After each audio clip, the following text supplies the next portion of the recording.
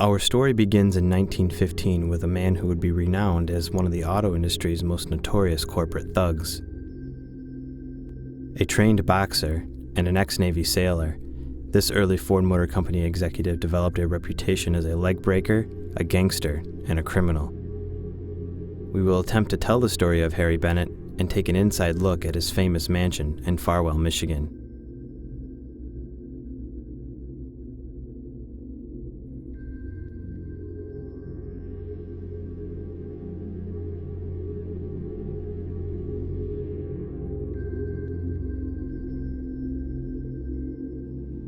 To help tell the story, we obtained the assistance of two knowledgeable resources.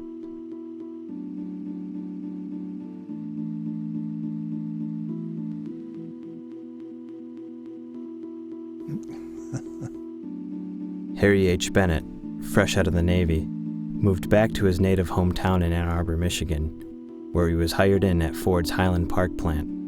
Although many myths claim differently, Bennett was said to have started out with Ford as a clerk in the parts and service department. It was in 1918 that Bennett was said to have caught Ford's attention when he ingratiated to Henry Ford himself. From that point on, Bennett answered to Ford, and only Ford.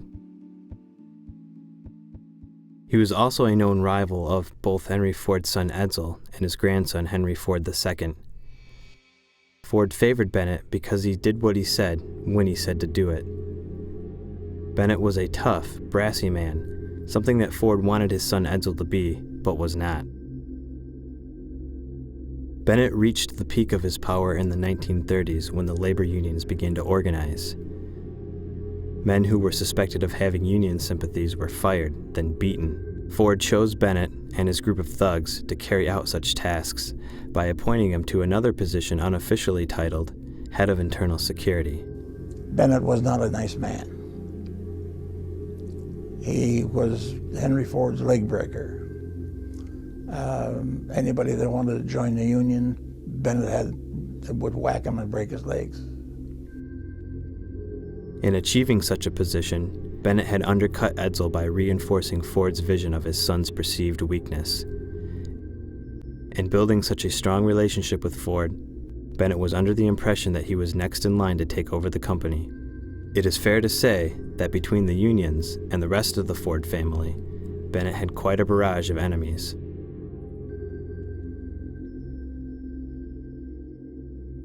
During his career at Ford, Bennett developed paranoia.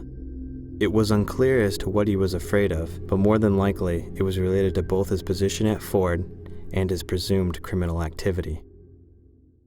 With his earnings from the Ford Motor Company, Bennett built a series of outlandish mansions throughout the country. 3 of them lie in his home state of Michigan, where the Ford Motor Company started out. Of those 3 mansions, 2 of them have been turned over to private owners. The only one left for public viewing is located in Farwell, Michigan, a Boy Scout camp now called Lost Lake Scout Reservation. The mansion was actually considered to be a hunting lodge. The structure of the lodge is made completely of concrete, but designed to resemble a log cabin. During our research, we came across several myths about the Bennett Lodge and wanted to see what we could discover for ourselves. We were eager to investigate the lodge to see what secrets Bennett left behind. We were also interested in learning more on the seldom heard about character of Harry Bennett. The lodge and its strange elements seemed to be a reflection of Bennett's career and personality.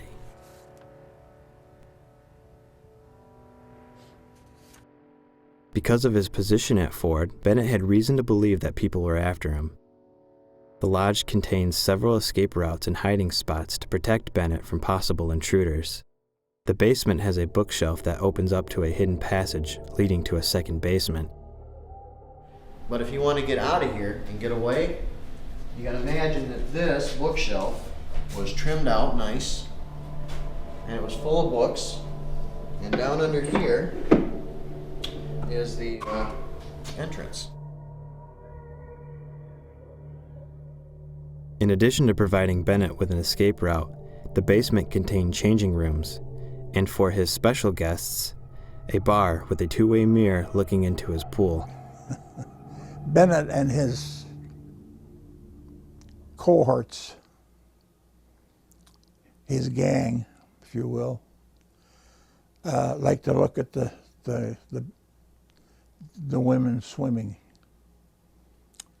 And the type of women that they would bring up there to swim are not the type of women that most people care to hang out with. A rumored womanizer, Bennett often used women to satisfy his lustful needs. The other purpose of the chambers was that he could get through here, out the chamber door, and jump in his boat and across the lake. So he would close the door, the secret chamber door up above us, and it would take somebody a while if they could find it. The lodge also has escape routes in both the main fireplace and the pantry.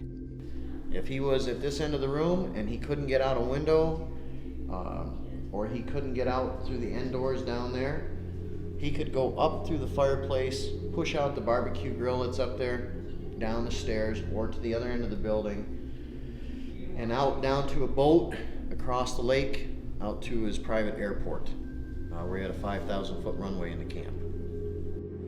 There is a table in the main room with a secret top. There was a hidden table. There was a table with a hidden insides where these guys would carry their submachine guns and their rifles. So if you had a party here and you didn't want anybody to see your guns, because you're paranoid, and of course you have security outside, well, where would you put them?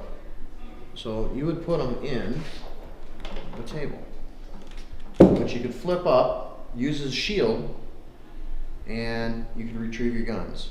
The roof contained machine gun turrets that Bennett had obtained from Ford's World War II war efforts.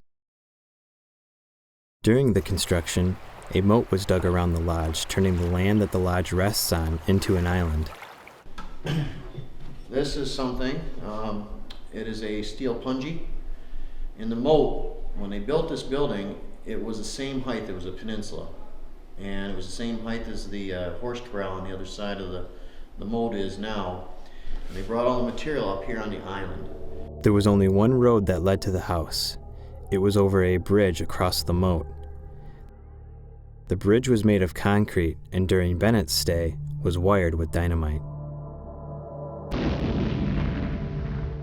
The only other way to the lodge was through the moat, which was lined with 12-inch spikes.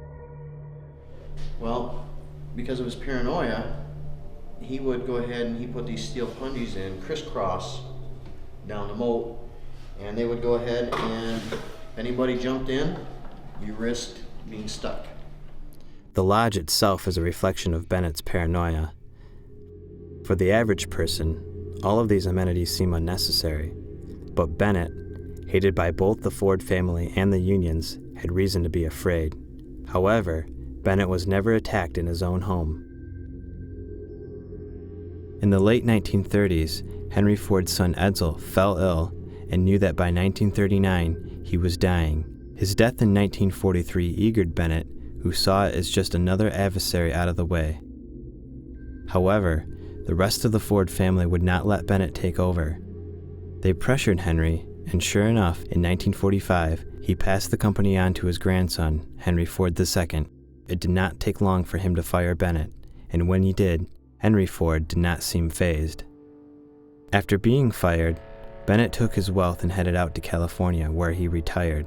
He left behind almost all of his belongings, including his lodge in Farwell and everything it contained. When the Boy Scouts of America purchased the property in 1965, they found the lodge and all of its contents still intact. With his release from Ford, Bennett faded out of the spotlight and into the history books. Although a man seldom mentioned, Bennett will always be considered a top-notch corporate thug.